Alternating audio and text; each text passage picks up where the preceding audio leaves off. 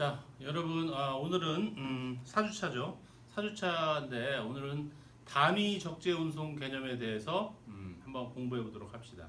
단위 적재 운송. 자, 단위라는 것은 화물을 일정한 규격으로 이렇게 유니트화, 스탠다드화 한다는 그런 의미라고 볼 수가 있습니다. 그런데 단위 적재 운송의 개념이 굉장히 중요한데, 예를 들어서 물류의 기능은 예를 들어서 운송, 보관, 하역, 포장 등등 제반 물류에 관련된 기능은 여러분 결국은 추구하는 바가 뭐냐면 효율성을 추구하는 거예요. 효율성. 근데 효율성을 추구하는 데 있어서 이 오늘 얘기하는 단위 적재 운송, 그러니까 유니트 로드 시스템이라고 하는데,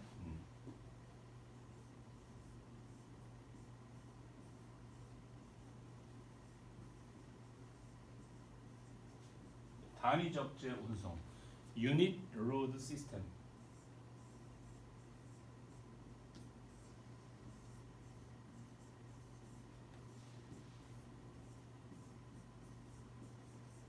그렇죠.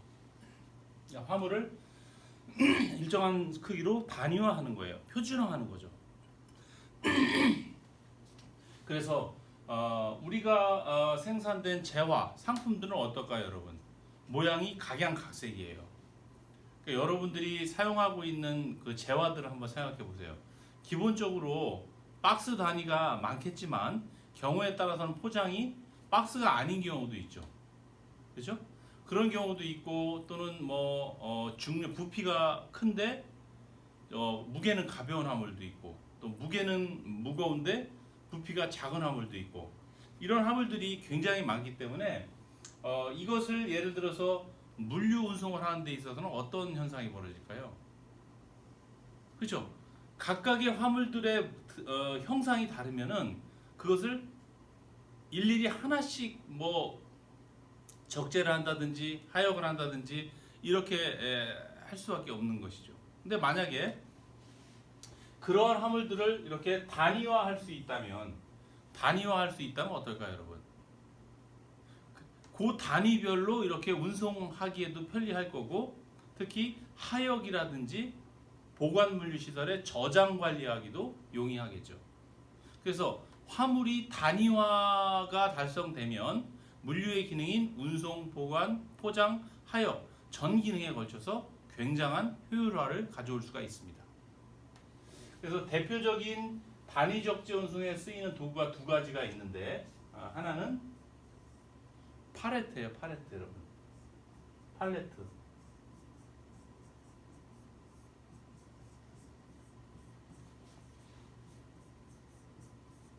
팔레트.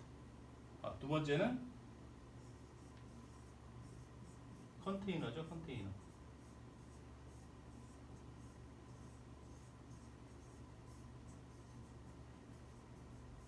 컨테이너. 자, 팔레트는 여러분들 목격한 사람들도 있을 것 같은데, 플라스틱으로 된 재질 또는 목재로 된 재질로 된 어떤 밑 받침 같은 거죠.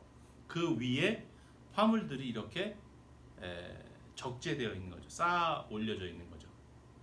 팔레트의 규격은 국제적인 규격이 있어요. 근데 예를 들어서 1.1 1.1 곱하기 1.1짜리 규격의 팔레트다. 그러면은 요 팔레트 위에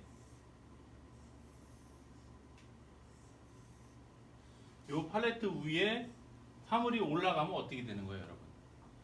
일단 개별 품목으로 되어 있을 때는 그 모양이 각양각색인 거죠. 그렇죠? 박스가 크기도 하고 작기도 하고 박스가 아닌 것도 있고, 이렇게 등등 각양각색의 화물인데 반해서 그게 만약에 요 1.1 가로 세로 1.1 1.1m의 팔레트 위에 이렇게 적재가 되면, 여러분, 올라가게 되면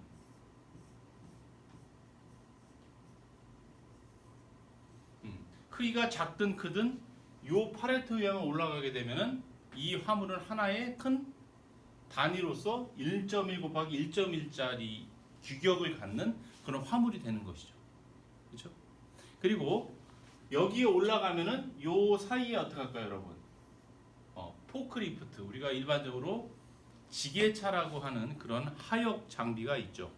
그 포크리프트가 이 팔레트 하단 부분에 포크, 지게를 꼽고서 이 통째, 요 팔레트 단위로 그대로 요걸 하나의 단위로 해서 하역도 이루어지고 저장도 할 수가 있는 그런 상태가 되는 것이죠. 만약에 이러한 단위 적재 용기인 요 팔레트가 없었다면 어떻게 될까요, 여러분? 여기에 올라가 있는 박스가 예를 들어서 100박스라고 쳐봅시다. 100개. 100개면 이것을 바닥에 있는 이러한 100개의 화물을 뭐 운송수단인 트럭에 이렇게 적재한다고 치면 어떻게 될까요, 여러분? 인력이 박스를 100번을 들어서 상차를 해야 되는 거예요. 또 그 트럭이 운송을 해서 도착지에 다다가서는 어떻게 될까요, 여러분? 도착지에 가서는 마찬가지로 100개를 일일이 내려야 되는 거예요. 또 내려서 어떻게 해요? 이 화물을 그냥 바닥에 둘 수가 없겠죠. 가야 할 곳으로 또 옮기는 작업들이 병행이 되는데 이때도 100번이 일어나게 되는 거죠. 그런데 만약에 단위 적재 운송을 가능하게 하는 단위 적재 도구에 해당하는 팔레트화를 시키면 100개의 화물이 한 번에 하역이 이루어지고 한 번에 이동이 될 수 있는 그런 장점이 있겠죠. 이것은 어떤 측면에 있어서 효율을 가져오는 건가요? 일단은 하역 행위 측면으로만 보면은 인력의 노동력을 감소할 수가 있죠. 그렇죠? 그리고 하역의 속도가 어떨까요, 여러분? 굉장히 빨라지겠죠. 하역의 속도가 빨라져요. 시간을 단축할 수 있죠. 또 운송 물류를 하는 트럭 기사님 입장에서는 어떨까요? 하역이 빨리 이루어지면은 운송 시간을 단축할 수가 있겠죠, 여러분. 운송 시간을 단축하면 기존에는 하루에 뭐 두세 번 갔다 올 수 있는 그러한 거리도 뭐 5번, 6번 이렇게 왕복 횟수가 늘어날 수도 있는 것이죠. 어쨌든 이렇게 단위화를 함으로 인해서 물류에 있어서 굉장한 효율화를 가져올 수가 있는 장점이 있더라라고 볼 수가 있습니다. 여러분들이 보통 목격하게 되는 이 팔레트 같은 거는 글쎄요, 뭐 예를 들어 물류센터 같은 데서 혹시 일을 한다거나 아니면은 뭐 마트, 뭐 홈플러스나 이마트와 같은 마트에 매장이 있고 그 매장에 물품을 보충해주는 자체 창고 같은 데가 있죠. 거기 가면은 저런 팔레트화된 화물들을 쉽게 볼 수가 있습니다. 팔레트의 재질은 플라스틱으로 되어 있는 것도 있고요, 목재로 되어 있는 것도 있죠. 근데 일반적으로 플라스틱으로 되어 있는 것들은 반영구적으로 사용한다고 보시면 되고요, 목재로 되어 있는 것은 일회용인 경우가 많아요. 목재로 되어 있는 것은. 일회용 팔레트는 주로 어디에 쓰일까요, 여러분? 배송 목적의 어떤 화물 포장의 일환으로서 이렇게 덧대어지거나 또는 수출 화물 같은 경우에는 해외로 멀리 가는 화물일 경우에, 그렇죠? 이렇게 한번 원웨이 트래픽으로 가서 돌아오지 않는 화물 같은 경우는 포장재의 일환으로 나무 팔레트를 사용하기도 합니다. 그리고 대부분의 뭐 보관 물류 시설인 웨어하우스, 창고 같은 데서 물품의 저장을 목적으로 사용되는 팔레트 같은 경우는 플라스틱으로 된 것들이 많이 있겠죠. 또 반복적으로 사용해야 되는 운송 물류 회사의 물류센터라든지 화물 터미널이라든지 이런 데 쓰이는 팔레트도 역시 반영구적으로 쓸 수 있는 플라스틱 재질의 팔레트들이 사용되고 있다, 이렇게 보시면 됩니다. 자, 다음은 두 번째 단위 적재 운송 용구인 컨테이너입니다. 컨테이너. 자, 컨테이너도 여러분들이 일반적으로 목격하기가 어렵지는 않죠, 그죠? 도로 같은 데 가면 어때요, 여러분? 컨테이너를 싣고 가는, 견인해서 가는 그러한 차량을 많이 볼 수 있죠. 오늘 전 시간에 교수님이 이거 트랙터라고 했는데 그런 컨테이너 트랙터들이 자주 보이죠. 특히 고속도로 같은 데 가면 어때요? 컨테이너 트랙터들이 많이 운행하고 있는 것을 목격할 수가 있죠. 또 휴게소 같은 데, 고속도로 휴게소 같은 데 가면은 거기에 주차되어 있는 컨테이너를 견인한 차량들도 많이 볼 수가 있고 그렇습니다. 이 컨테이너는 어때요, 여러분? 주로 해상 수출을 할 때 많이 쓰이죠. 해상 수출, 선박을 이용해서 해상으로 수출을 하는 무역 화물을 주로 컨테이너화를 많이 시키죠. 이것도 어때요, 여러분? 모양은 다르지만 팔레트의 기능과 유사한 거예요. 화물이 이 안에만 들어가면 어떻게 되는 거예요, 여러분? 그 컨테이너 모양으로 전부 통일이 돼 버리는 거예요. 각양각색의 형상을 갖고 있는 화물, 또 각양각색의 포장이 되어 있는 화물들이 저 컨테이너 안에만 들어가면은 컨테이너 규격으로 전부 일률적으로 통일되는 거죠. 스탠다드화 되는 거예요. 이 컨테이너의 규격은 여러분 국제적으로 스탠다드한 규격이 있는데 20피트, 그죠? 20피트. 그 다음에 40피트, 40피트 컨테이너. 이게 국제적인 규격이에요. 그러니까 전 세계에 선박을 이용해서 돌아다니는 수출입 화물을 싣고 돌아다니는 단위 적재 운송 용기인 컨테이너는 20피트와 40피트가 국제적으로 통일된 규격이구나, 이렇게 보시면 맞습니다. 저 규격이 만약에 통일되어 있지 않으면 어떻게 되나요, 여러분? 호환성이 없어지면은 컨테이너선이나 각국의 항만의 하역 시설과도 연계성이 없겠죠. 저 규격이 국제적으로 통일되어 있기 때문에 어느 나라 어느 선박에 컨테이너를 실어도 호환성 있게 실을 수가 있고, 어느 나라 어느 항구에 가서 하역을 해도 그 하역 장비와 매칭이 될 수가 있는 것이죠. 그래서 이 컨테이너 같은 경우는 보통 20피트라면 여러분 감이 잘 안 오시죠. 근데 20피트면은 보통 컨테이너가 어떻게 되어 있냐면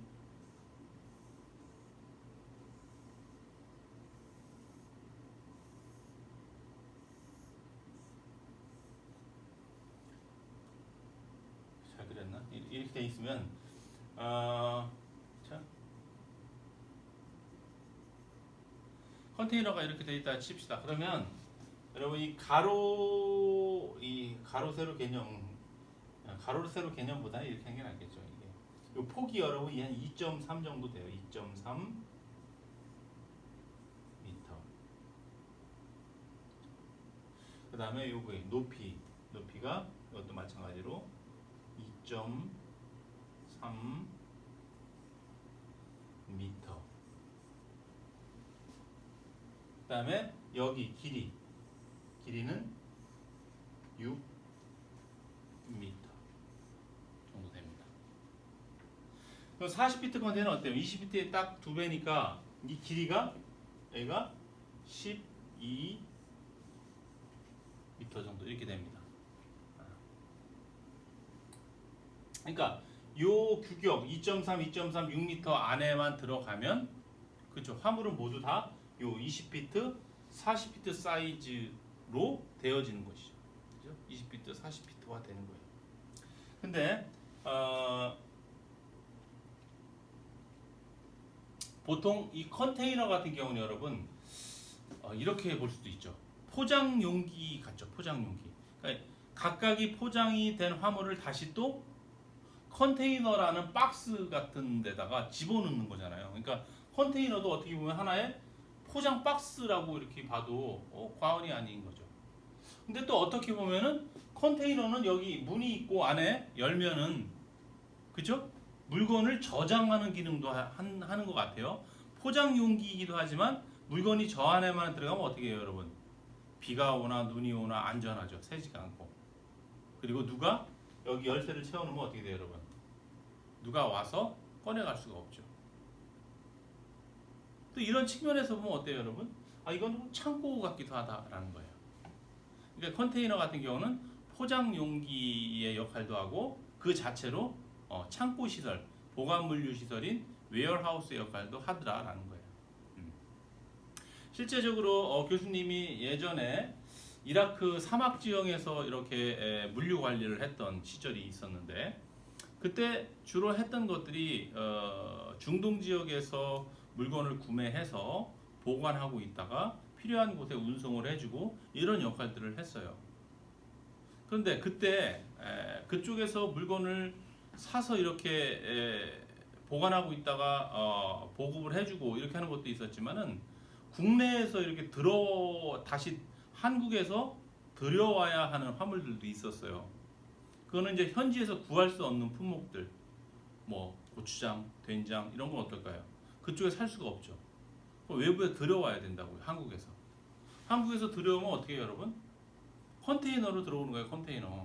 컨테이너로 들어와서 임무 수행하고 있는 그 상하 허허 벌판 지형에 이렇게 오면은 보관 물류 시설이 없죠. 그냥 그러면 컨테이너 단위로 그냥 그대로 허허 벌판에다 그대로 이렇게 내려놓은 상태에서 저장 관리를 했었어요. 그 이유는 뭘까요? 컨테이너 자체가 창고 기능을 하기 때문에 그래요. 창고 기능. 그래서 이런 컨테이너는 여러분 보통 그 소유가 누구냐면 선사 소유예요. 선사. 그러니까 해운 기업이죠. 배를 갖고 운송을 하는 해운 기업 소속이에요.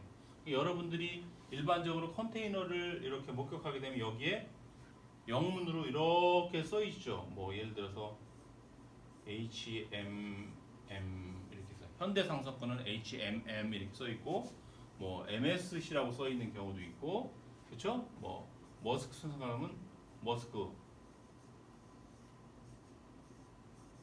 이런 식으로 머스크라고 써요. 이런 것들은 모두 선사의 이름이 이 측면에 기록되어 있는, 부착되어 있는 것이다라고 볼 수 있어요. 그리고 이런 단위 적재 용기인 컨테이너 용기는 주로 선사에서 가지고 있고, 선사 이외에 또 어디서 가지고 있을 수 있냐면, 첫 번째 선사 소유로 갖고 있을 수도 있고, 두 번째는 리스 회사, 리스가 뭔지 알죠? 빌려주는 거잖아요. 그래서 선사에서 일반적으로 컨테이너라는 단위 적재 운송 용기를 운용을 하지만, 예를 들어 자기가 갖고 있는 빈 컨테이너, 그러니까 공 컨테이너라고 하는데, 그런 것들이 수급이 원활하지 않을 때가 있어요. 그러니까 해외로 수출한 것이 다시 돌아와야 되는데, 그게 뭐 국내 상황에 맞춰서 수출지에서 이렇게 다시 들어오거나 그러진 않잖아요. 그럴 경우에 컨테이너 수급이 부족할 때는 이 컨테이너라는 단위 적재 운송 용기만을 전문적으로 보관하고 빌려주는 회사가 있어요. 리스 회사가. 거기에서 이렇게 빌려 쓰기도 한다라는 것이죠. 그 다음에 세 번째는 화주, 그러니까 제조기업 자체에서 갖고 있는 경우도 있어요. 수출기업이죠. 수출기업 자체에서도 컨테이너와 같은 단위 적재 운송 용기를 갖고 있는 경우가 있어요. 이런 경우는 어떤 경우일까요, 여러분? 컨테이너를 이런 수출기업에서 선사 걸 빌려 쓰거나 리스회사 걸 빌려 쓰는 것보다 자기가 직접 가지고 있는 것이 훨씬 더 효과적인 경우가 있죠. 이런 경우는 뭐 한국에 본사가 있는데 뭐 외국에 자회사가 있고, 한국에 있는 본사와 해외에 있는 자회사 간에 정기적으로 루틴하게 이렇게 왕복하는 물동량이 있을 수 있는 경우, 보통 셔틀 운송이라고 하죠. 화물은 어때요, 여러분?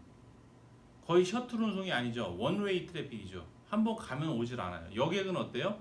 가면 돌아오죠. 셔틀 운송, 왕복 운송을 기본으로 하고 있죠.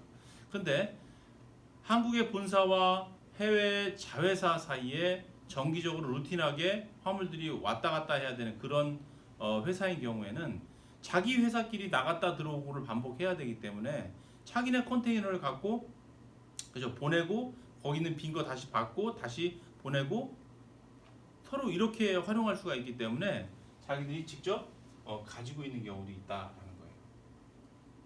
자, 그래서 우리가 대표적인 단위 적재 운송 용기로는 이렇게 팔레트와 컨테이너를 들 수가 있고요. 이 두 가지 이 물류 하역 용기가 용기가 있음으로 인해서 어떨까요? 전 세계적인 물류가 혁신적으로 바뀐 거예요. 컨테이너가 없었던 시절을 가정하면 어떨까요, 여러분? 그냥 일반 화물선에다가 각양각색의 포장으로 된 화물들을 그냥 불규칙적으로 막 실을 수밖에 없는 상황이 벌어졌을 거예요. 그런데 모든 화물이 이 컨테이너에 들어감과 동시에 컨테이너화가 되기 때문에 이 규격대를 차곡차곡 효율적으로 적재할 수가 있었겠죠. 그러니까 운송 효율성도 높아지고, 그죠? 또 어떤 게 있을까요? 하역할 때 하역의 기계화가 아주 용이하게 달성됐겠죠. 이 컨테이너에 특화된 장비를 개발하고 부두에 위치시키고 그것에 의해서 하역 작업도 굉장히 합리적으로 이루어지게 된 것이죠. 여러분들 뭐 경제 뉴스나 이런 걸 보면은 주로 이제 우리나라 뭐 국제 무역 수지라든지 대외 경제와 관련된 수출입 업무와 관련된 그런 뉴스 보도를 할 때 보면은 주로 컨테이너 항만을 많이 이렇게 영상으로 많이 보여주는 경향이 있죠. 거기에 보면 컨테이너가 산더미처럼 쌓여 있고 우리가 잘 모르는 어떤 그 육중한 그런 어떤 하역 장비, 크레인 같은 것들이 보이죠. 그런 것들이 모두 단위 적재 운송 용기인 컨테이너에 특화되어서 하역을 할 수 있는 그런 크레인 장비들이 위치하고 있는 겁니다. 자, 그래서 오늘은 간단하게 이 파레토와 컨테이너에 대해서 알아봤습니다. 그래서 이 컨테이너에 관련돼서는 앞으로 강의 진행하면서 뭐 FCL 화물, LCL 화물 이렇게 규격에 따라서 컨테이너 베이스의 화물이 형태, 이루어지는 과정에 대해서도 틈틈이 설명할 수 있도록 그렇게 합시다. 그래, 오늘은 여기까지 하겠습니다. 단위 적재 운송 잊지 마시기 바랍니다. 그래, 수고했습니다.